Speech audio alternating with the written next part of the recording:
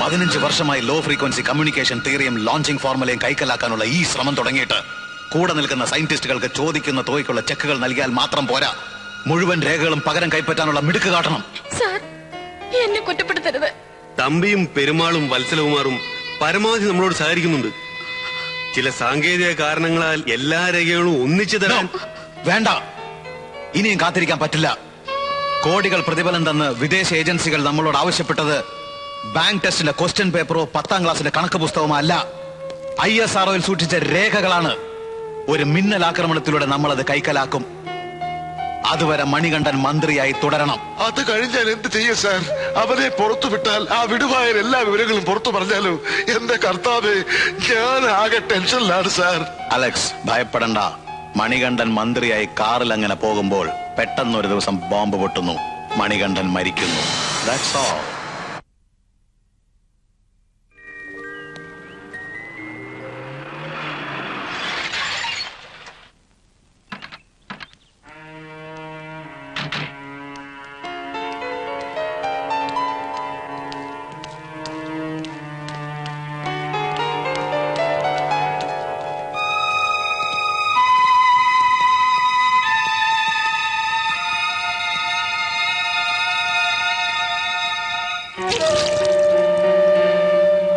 മണികണ്ഠൻ മന്ത്രിയായി കാറിൽ അങ്ങനെ പോകുമ്പോൾ പെട്ടെന്നൊരു ദിവസം ബോംബ് പൊട്ടുന്നു, ഗണ്ഠൻ മരിക്കുന്നു.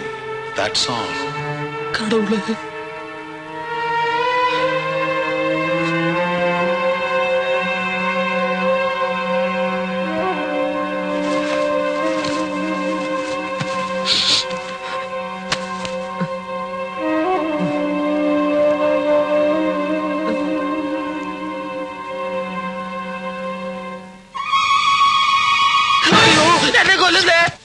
ഞാനാണ് ദേവൻ. എന്നെ കൊല്ലരുത്. വേണുവേട്ടനെ രക്ഷിക്കാനാണ് ഞാൻ വന്നിരിക്കുന്നത്, കൊല്ലാനല്ല. പറയൂ, എന്താണ് ഇവിടെ നടക്കുന്നത്? വേണുവേട്ടൻ പേടിക്കണ്ട, എല്ലാ കരുതലോടും കൂടിയാണ് ഞാൻ വന്നിരിക്കുന്നത്. എന്നെ ചിലര് കൊല്ലാൻ ശ്രമിക്കുന്നു. ആരെന്ന് പറ.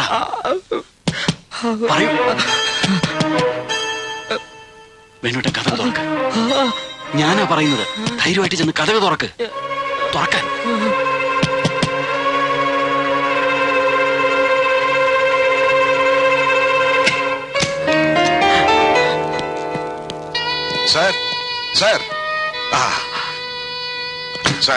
ഇദ്ദേഹം മിസ്റ്റർ ജോൺ ജാനി. തുമ്പ റെസിസ്റ്റന്റിൽ നമ്മൾ നടത്തുന്ന ഓപ്പറേഷന്റെ മുഴുവൻ ചാർജ് ഇദ്ദേഹത്തിനാണ്. ഓപ്പറേഷൻ? ആർക്ക് ഓപ്പറേഷൻ? അതായത് സാർ, നമ്മൾ നേരത്തെ പറഞ്ഞ് തീരുമാനിച്ചതുപോലെ റോക്കറ്റ് നിർമ്മാണത്തിന് ഉപയോഗിച്ച ടെക്നോളജി അടക്കം സകല രഹസ്യരേഖകളും തട്ടിയെടുക്കുക. നാളെ ലോഞ്ചിങ് നടക്കുമ്പോൾ മിക്ക ശാസ്ത്രജ്ഞന്മാരും ഒത്തുകൂടുന്ന ആ കെട്ടിടം RDX വെച്ച് തകർക്കുക. ഈ പ്ലാനിങ് മുഴുവൻ സാറിന്റെ ആഗ്രഹപ്രകാരമാണെന്ന് ഞാൻ എത്ര തവണ പറഞ്ഞിട്ടും ഇദ്ദേഹത്തിന് ബോധ്യമാവുന്നില്ല. വളരെ റിസ്ക് ഉള്ള ഒരു ജോലിയാണിത്. പിഴച്ചാൽ നമ്മളിൽ പലർക്കും അപകടം സംഭവിക്കും. ഒരു വിദേശ ഏജൻസിയുടെ മുഴുവൻ ശത്രുതയും നേരിടേണ്ടി വരും. അതുകൊണ്ടാണ് മിനിസ്റ്റർ നേരിട്ട് കണ്ട് ബോധ്യം വന്ന ശേഷമേ ഈ കാര്യം ചെയ്യൂ എന്ന് ഞങ്ങൾ ശഠിച്ചത്. ഇപ്പൊ ബോധ്യമായില്ലേ? ഇനി താമസിക്കണ്ട, നമുക്ക് സമയം അധികമില്ല. കാര്യങ്ങൾ വേഗം നടത്തണം. വരൂ.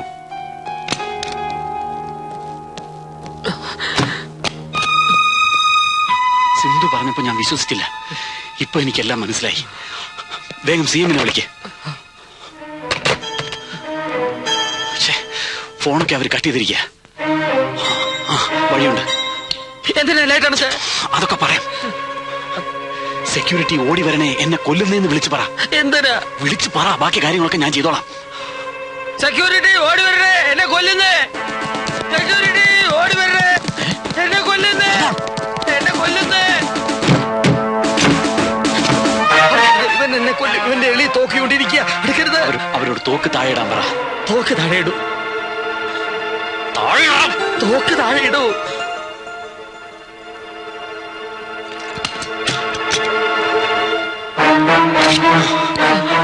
നടക്ക് നടക്ക്. മാണോ? എല്ലാവരും അകത്ത് കയറ്. അകത്ത് കയറാൻ.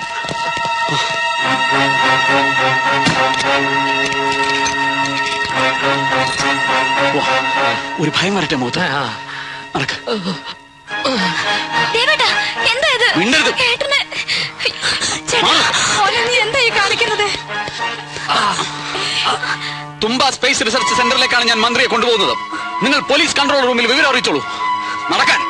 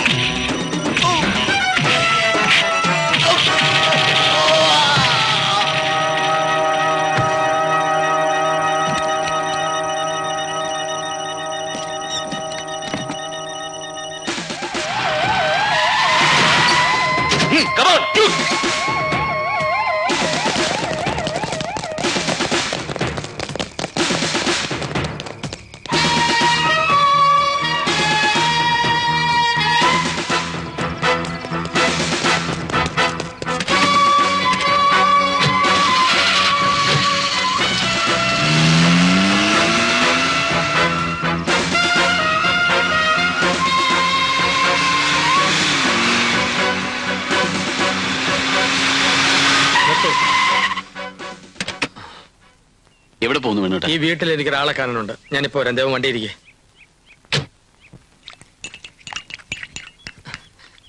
അമ്മൂമ്മേ,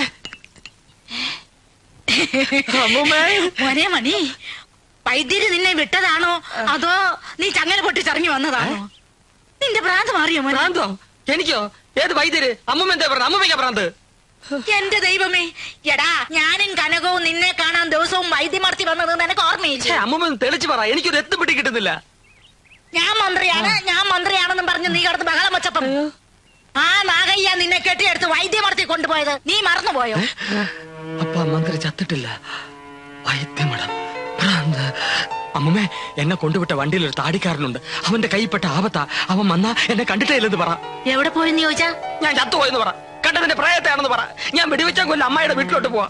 പോരെ കത്തുമ്പോഴാണോ ഈ തള്ള വാഴ വെട്ടുന്നത്? എന്റെ തള്ളേ.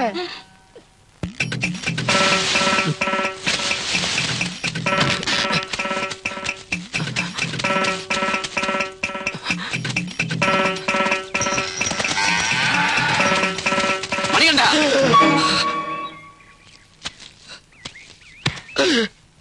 എന്നെ ഉപദ്രവിക്കരുത്. നടന്നതെല്ലാം ഞാൻ പറയാം.